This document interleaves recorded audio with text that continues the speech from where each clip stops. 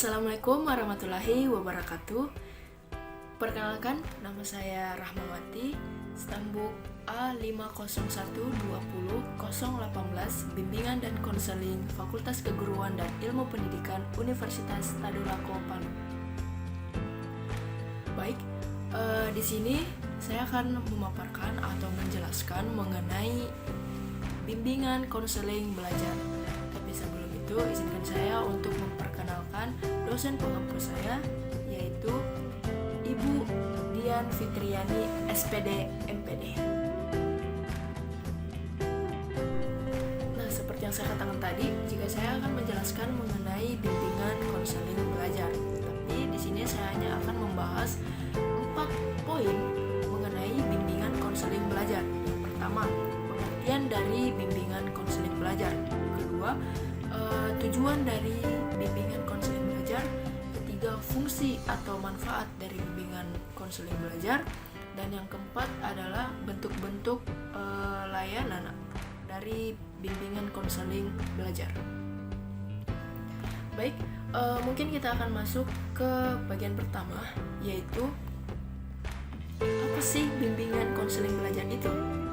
Jadi, bimbingan dan konseling belajar itu adalah merupakan salah satu mata kuliah wajib yang harus diikuti oleh mahasiswa bimbingan dan konseling sebagai calon guru bimbingan dan konseling di sekolah, yang mana diharapkan agar nantinya mahasiswa bimbingan dan konseling itu mampu untuk membantu individu menemukan dan mengembangkan potensi belajarnya, serta menyesuaikan diri dengan lingkungan dan tugas-tugas akademik dalam dirinya, seperti itu.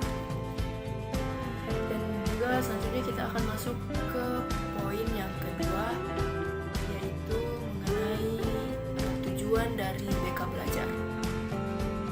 Tujuan dari BK Belajar ini tuh ada dua, yaitu tujuan umum dan tujuan khususnya. Tujuan umum dari bimbingan dan konseling belajar ialah membantu para mahasiswa bimbingan dan konseling yang notabene ini tuh sebagai calon guru bimbingan dan konseling agar dapat membantu para peserta didiknya kelak memiliki perkembangan belajar atau akademik yang lebih baik, yang meliputi 1. Mampu mengatasi kesulitan belajar. Kedua, masalah belajar. Ketiga, memiliki motivasi belajar. Dan mengembangkan keterampilan yang mendukung pencapaian akademik yang lebih optimal. Selanjutnya ada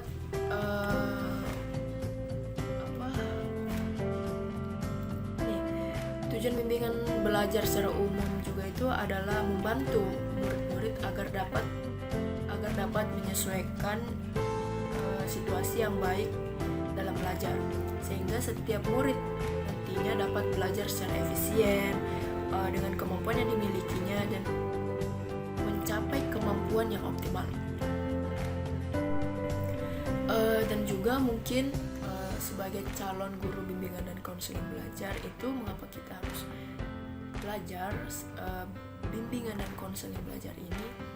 Itu karena agar nantinya mereka bisa membantu untuk seperti 1, mencarikan cara-cara belajar yang efisien dan efektif bagi anak atau kelompok. Kedua, menunjukkan cara-cara mempelajari sesuatu dan menggunakan buku pelajaran itu dengan baik. Ketiga, memberikan informasi atau saran atau petunjuk bagi yang memanfaatkan perpustakaan.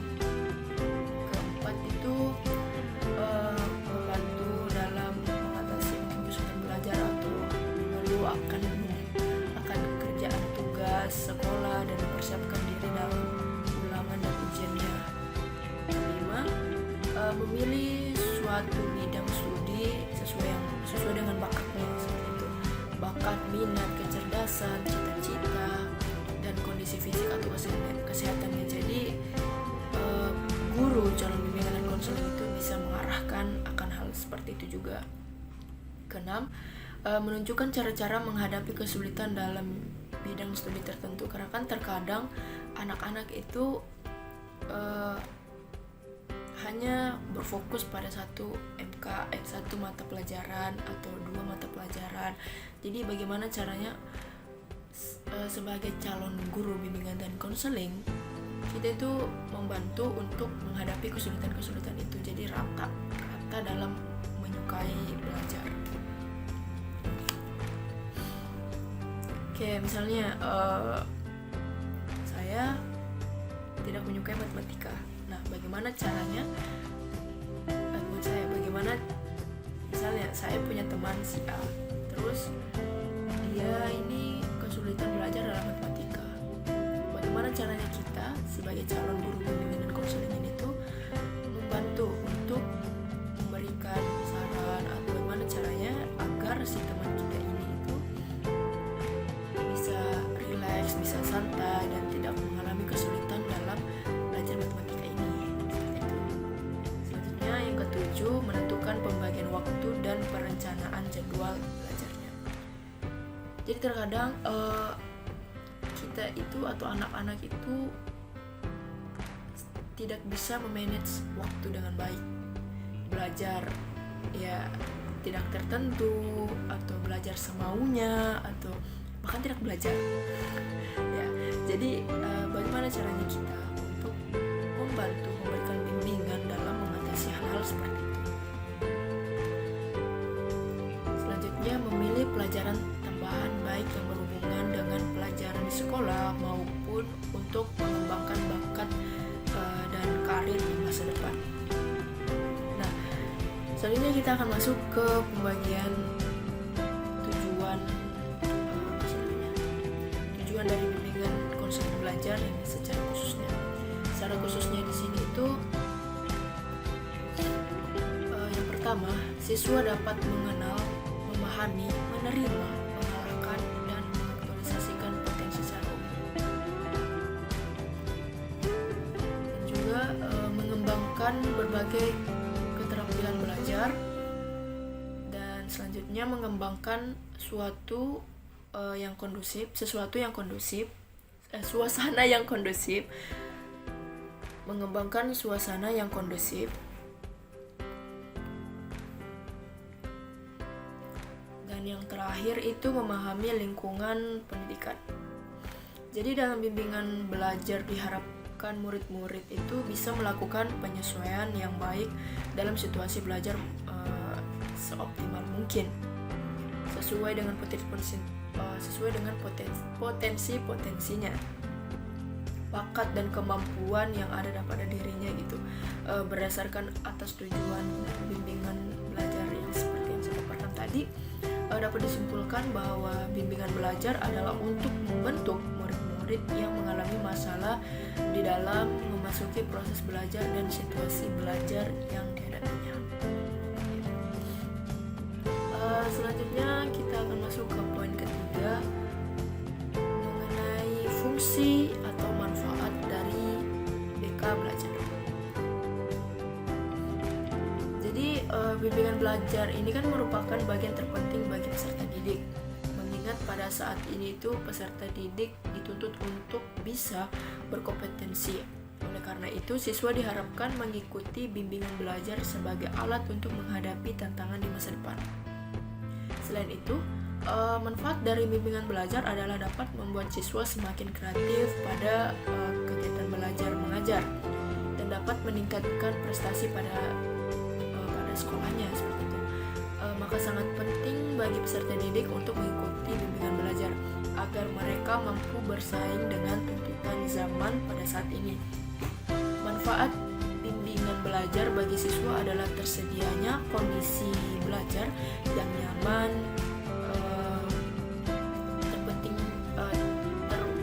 terperhatikannya karakter pribadi siswa, dan siswa dapat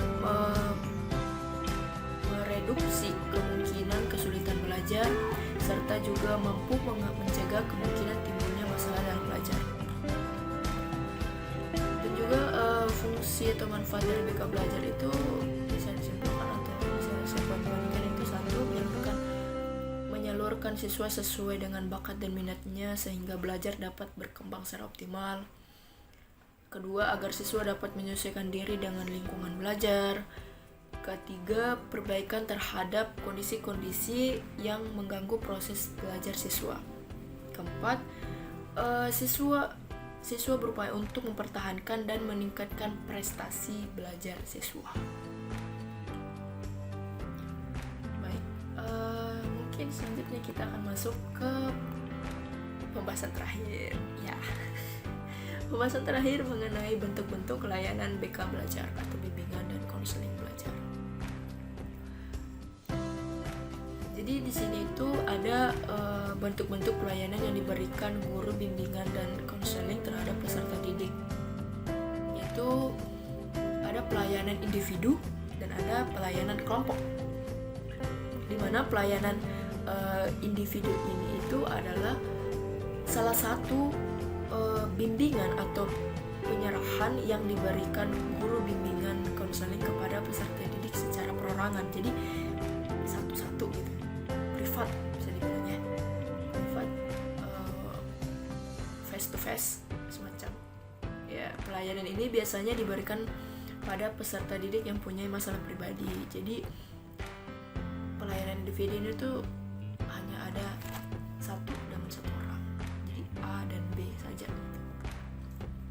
Pelayanan secara individu ini dapat dilakukan guru bimbingan dan konseling itu di ruangan bimbingan dan konseling atau kunjungan rumah. Jadi ininya privat gitu, privat.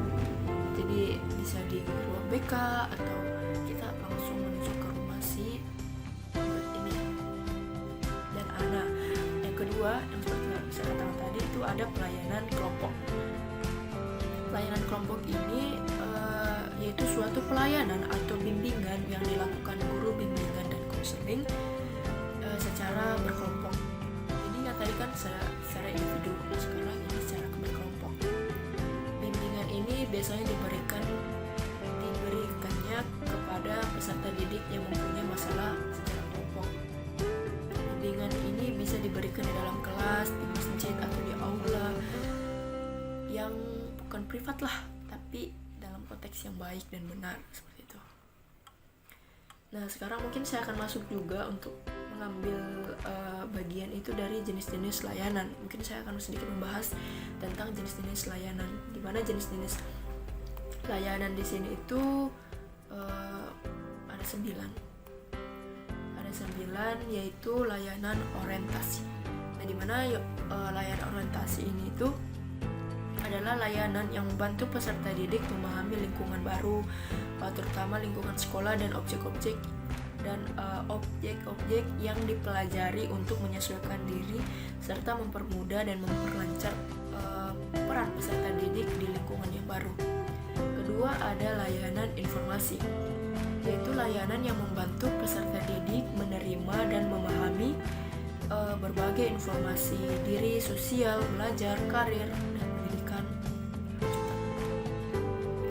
Dan juga yang ketiga ada layanan penempatan dan penyaluran, yaitu layanan yang membantu peserta didik untuk memperoleh penempatan dan penyaluran yang tepat di dalam kelas. Di dalam kelas itu seperti kelompok belajar, jurusan, program latihan, magang, dan kegiatan ekstrakurikuler gitu. Ke bagian keempat itu ada layanan penguasaan konten, di mana layanan ini itu membantu peserta didik untuk menguasai konten tertentu, terutama untuk kompetensi dan kebiasaan yang berguna dalam kehidupan di sekolah, keluarga, ataupun masyarakat. Selanjutnya kita masuk ke bagian 5 atau bagian E, yaitu layanan konseling perorangan. Seperti tadi, yaitu layanan yang membantu peserta didik dalam mengentaskan masalah pribadinya.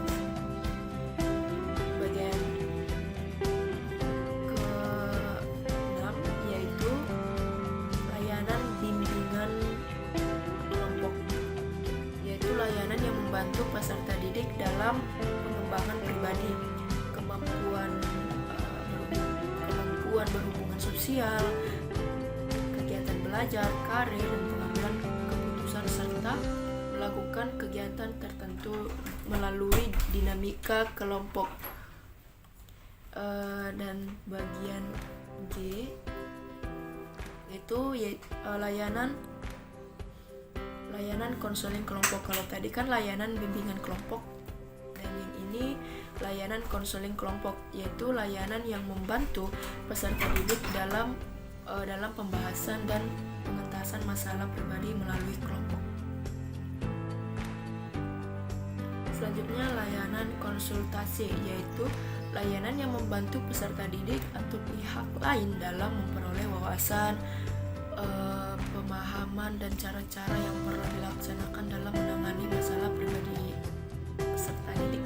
Masalah peserta didik, bukan pribadi, masalah dalam menangani masalah peserta didik. Selanjutnya yang terakhir itu adalah layanan mediasi. Nah, di mana layanan mediasi ini tuh membantu peserta didik menyelesaikan permasalahan dan memperbaiki hubungan antara peserta didik.